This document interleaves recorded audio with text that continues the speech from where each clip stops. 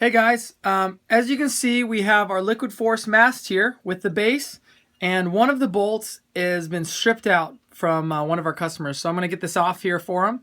So you can see this is totally stripped out. The Allen wrench threads or Allen wrench keyhole is totally stripped out, so there's no getting this out. What I'm going to do is I'm going to take you through how to use an extraction tool, which are these guys, to extract that bolt out of there. Okay, I'm going to use all simple tools that you have at your house. We do this, obviously you can send it to us, we'll get it out of there for you. I just thought I'd run you through it since we have quite a few customers asking us. Okay, so in the extraction tool case, you have a number of different sizes, and they're going to have a card that tells you exactly which size to use with what size bolt. Our bolt is a number. It's going to use the number 3 extractor, which I've removed and set aside. It's this guy right here. The extractor has reverse threads, so when I actually tighten this thing, or when I go to pull it out, extract the bolt, these threads are actually going to bite farther into the hole we're going to make on this. The way the process works is, first, you take a drill with the correct drill bit size for this extractor. Ours is a 5/16, I think. 5/32, which I already have loaded here. And you're going to drill a hole straight down, okay? Then the extractor goes into the hole. You give it a couple taps with a light hammer, tink, tink, and then you're going to crank in the reverse thread. So you're going to crank like you're going to pull that bolt out.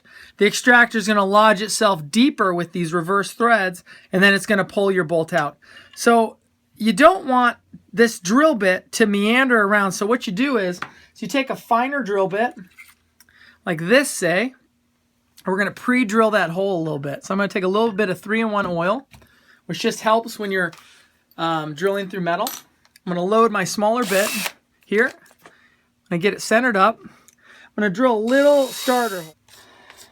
Then I'm going to take the correct size here, and I'm going to start drilling my main bolt, my main hole.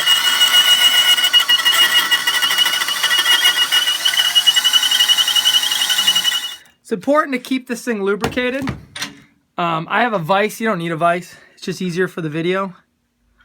3-in-1 oil is what I'm using, which is fine. You can get some actual drilling oils, but this will work just fine. Okay, got pretty close. We're going to clean that out a little bit and see where we're at. Sometimes it's tough to see in there.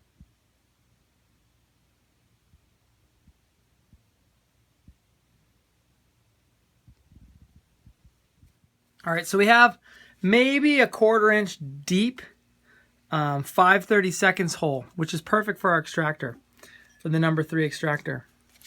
So I'm going to take my extractor, which is here. I'm going to stick it in that hole. I'm going to give it a little tap. Okay, so this is tapped in. We're ready to start turning.